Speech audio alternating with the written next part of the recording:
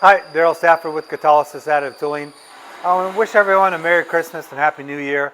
And we've been going on our 10th year now of applying 3D printing for tooling, thermoforming tools, foam part manufacturing tools.